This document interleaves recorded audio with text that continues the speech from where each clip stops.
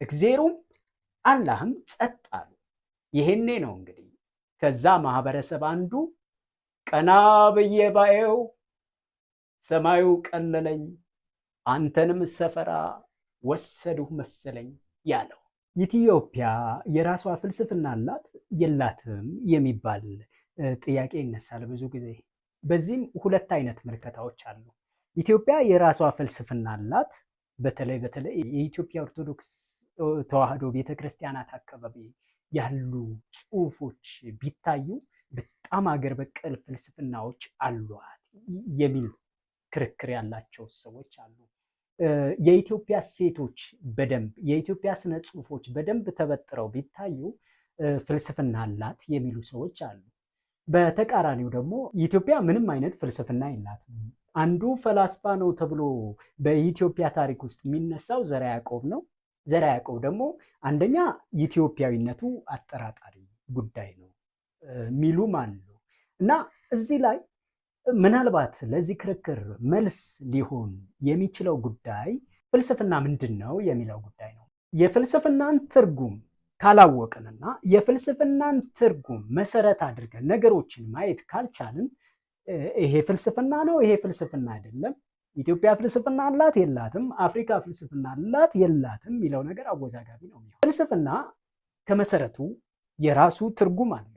በቀላሉ ፓይታጎረስ እንዳለው ላቭ ኦፍ ዊዝደም ወይም ጥበብን ማፍቀር ብለን ምንዘለው አይደለም። ፍልስፍና በጣም ጥልቅና ሰፊ ነው።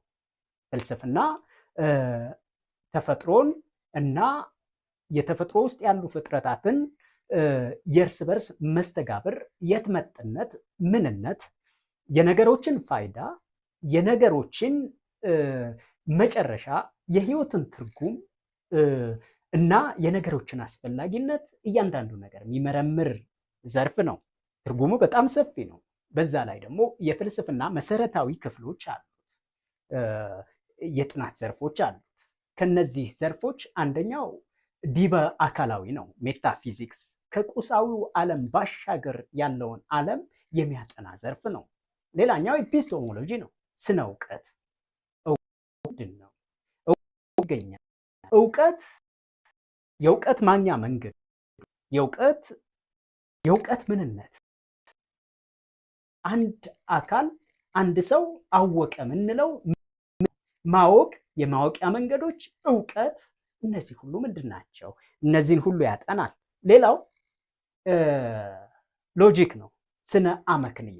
ስነ አመክንዮ ደግሞ ነገሮችን አበጥረን ነገሮችን አንጥረን የነገሮችን ፍሰት፣ የነገሮችን ልክነት፣ የነገሮችን ከዓለም አቀፋዊ እውነታ ወይም ከሁለንታዊ እውነታና ከተፈጥሮ ስርዓት ከተፈጥሮ ሕግ ጋር ያላቸውን ተዛምዶት የምናጠናበት መሳሪያ ነው ስነ አመክንዮ። በአመክንዮ የምናጠናበት መንገድ። ሌላው አግዚዮሎጂ የምንለው እሱ ደግሞ ኤስቴቲክስንና ስነ ውበትንና ኢቲክስን ስነ ምግባርን የያዘ ነው። ኢቲክስ የምንለው ዘርፍ የስነ ምግባር መርሆችን የሚያጠና ነው። ሞራልን የሚያጠና ነው፣ የግብረ ገብን። እንዲሁም ኤስቴቲክስ ስነ ውበት፣ ውበት ምንድን ነው? አርትን የሚያጠና ነው። ኪነ ጥበባትን፣ ስነ ጥበባትን፣ ውበትን የሚያጠና ዘርፍ ነው። እነዚህን ሁሉ ከማጥናቱ ባሻገር አሁን ለምደባው እንዲመችን እነዚህ ነገሮች የትኛውን ቦታ ላይ ሊኖሩ ይችላሉ፣ ግን ፍልስፍናዊ ከፍታቸውን፣ ፍልስፍናዊ መሰረታቸውን፣ ፍልስፍናዊ መስፈርታቸውን አሟልተው ፍልስፍናዊ ትርጉማቸውን ይዘው ነው የሚገኙት የሚለው ነው ጥያቄ የሚሆነው። ፍልስፍና ውስጥ ሁለት አይነት ምደባ አለ። ኮንቲነንታል እና አናሊቲካል ብለን እንከፍለዋለን። አናሊቲካል ቋንቋን መሰረት ያደረገ ከነገሮች ከሐሳቦች በላይ የቋንቋውን ጥራት በጥልቀት የሚተነትንና በጣም ውስን የራሱ የሆነ ፍልስፍናዊ መንገድ ያለው ሲሆን ኮንቲኔንታል ግን ሐሳቦች ላይ መሰረት ያደርጋል። ወደ አፍሪካ ስንመጣ አናሊቲክ ፊሎሶፊ የሚባል አይታወቅም። እንደኔ አናሊቲክ ፊሎሶፊን ወደኋላ ያለ ፍልስፍና ክፍተት አለበት ማለት የሆነ ያልሆነውን በማግበስበስ ዝም ብሎ ፍልስፍና ለማለትና ራስን ለመሸወድ ካልሆነ በስተቀር መሰረት ያለውን የፍልስፍና መስመር ይዞ ፍልስፍናዊ ሐሳቦችን ለማፍለቅና ያሉ ሐሳቦችን በፍልስፍና መንገድ ለማጥራት አይጠቅምም። ስለዚህ አናሊቲክም ያስፈልገናል። ያ ማለት ግን ኮንቲኔንታል ፊሎሶፊ አያስፈልግም ማለት ግን አይደለም። እንደዚህ ብለን ስናስብ ኮንቲኔንታል ፊሎሶፊ ብዙ ነገሮችን የማቀፍ አባዜ አለው። በተለይ ወደ አፍሪካ ስንመጣ ኢትኖ ፊሎሶፊ የምንለው አለ። የየማህበረሰቡን አኗኗር፣ የየማህበረሰቡን ታሪክ፣ የየማህበረሰቡን እሴት፣ የየማህበረሰቡን ባህል መሰረት አድርገው የሚነሱ ሐሳቦችን መሰረት አድርጎ ፍልስፍና አለኝ በማለት ራሱን የሚያቆም ፍልስፍና አለኝ በማለት ራሱን የሚያታልል መንገድ ነው። እኔ እንደዛ ነው ማስበው። ራስን ማታለል ነው ብዬ ነው ማስበው። አበስገበሱ ፍልስፍና ሊሆን በተለይ በስነ አመክንዮ ተበጥሮ ማለፍ ማይችል ምናልባትም እስካሁን በታሰቡ እሳቤዎች ላይ አንድም አዲስ ሐሳብ በማበርከት ደረጃ፣ ሁለትም አዲስ ሜቶዶሎጂ በማፍለቅ፣ ሶስትም ለአዲስ አተያይ በመጋበዝ እንዲሁም ትክክለኛ የስነ አመክንዮ መንገድን ተከትሎ ፍልስፍናው ዘርፍ እሴት በመጨመር ዋጋ የሌላቸው የኢትኖ ፊሎሶፊ ላይ የሚካተቱ ነገሮች ሊኖሩ ይችላሉ። እነዚህ ለማጥራት ጥሩ አይሆንም። ይሄ ዝም ብሎ ይሄ ኮንቲኔንታል ፊሎሶፊ፣ ኢትኖ ፊሎሶፊ ምናምን እያልን ግርድፍድፉን የምናስገባው ነገር የፍልስፍናን ክብር፣ የፍልስፍናን ደረጃ፣ የፍልስፍናን ትርጉም፣ የፍልስፍና ማዕቀፍ ሊያዛባው ይችላል። ስለዚህ እሱ የሚመክር አይደለም። ወደኛ ስመጣ ዝም ብለን እንዲሁ ተነስተን የለም ማለት ከባድ ሊሆን ይችላል። አለ ማለትም ደግሞ ዝም ብሎ ተነስቶ የፍልስፍናን ስትሪክት የሆነ ትርጉምና የፍልስፍናን ብሮድ የሆነ ሰፊ ትርጉም ሳንረዳ አመክንያዊ በሆነ መንገድ ሳንተነትን አለ ማለትም እሱም ልክ አይመስለኝም።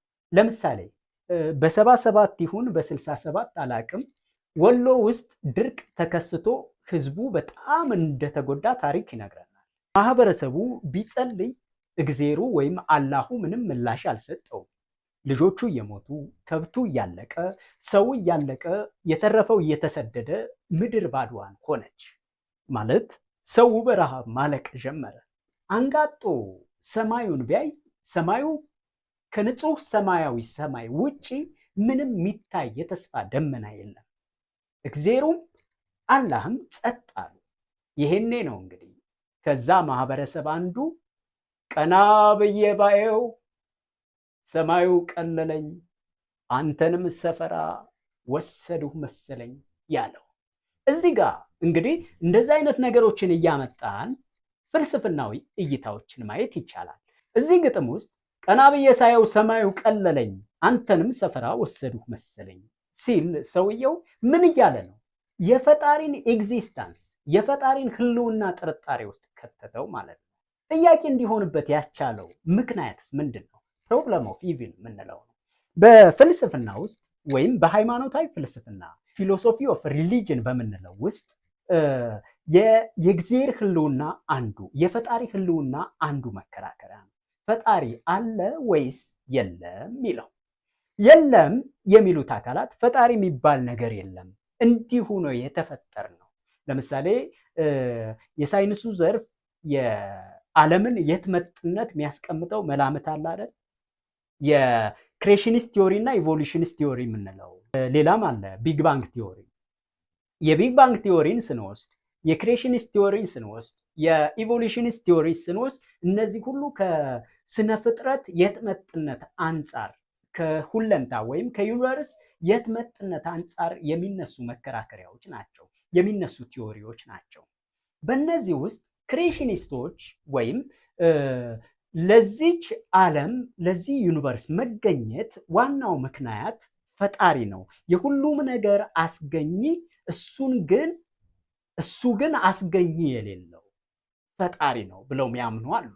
የሃይማኖት ፍልስፍና ጋር ሲመጣ የለም የሚሉ አካላት ወይ በቢግ ባንግ ቲዮሪ ሊሆን ይችላል፣ ወይ ኢቮሉሽነሪ ቲዮሪ ሊሆን ይችላል፣ ወይም አግኖስቲክ የሆኑ ማለት ምንም ይሄ የዩኒቨርስን የሁለንታንና ፍጥረታትን የትመጥነት ምንም የምናውቀው ጉዳይ አይደለም፣ የምናረጋግጠው ጉዳይ አይደለም።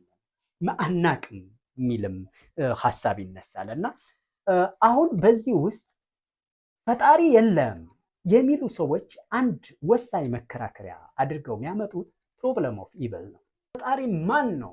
ፈጣሪ ምንድን ነው? ፈጣሪ ምን አይነት ነው ስንል የምናስቀምጣቸው ነገሮች አሉ። ከነዚህ ውስጥ የፈጣሪ ፊቸሮች ናቸው፣ የፈጣሪ ባህሪያት። ፈጣሪ ኦምኒፖተንት ነው፣ ሁሉን ቻይ ነው። ፈጣሪ ኦምኒ ቤንቮለንት ነው፣ በጎ ነው። ፈጣሪ ኦምኒሴንት ነው፣ ሁሉን አዋቂ ነው። ፈጣሪ ፐርፌክት ነው፣ ፍጹም ነው። ፈጣሪ ኢተርናል ነው፣ ዘላለማዊ ነው እያልን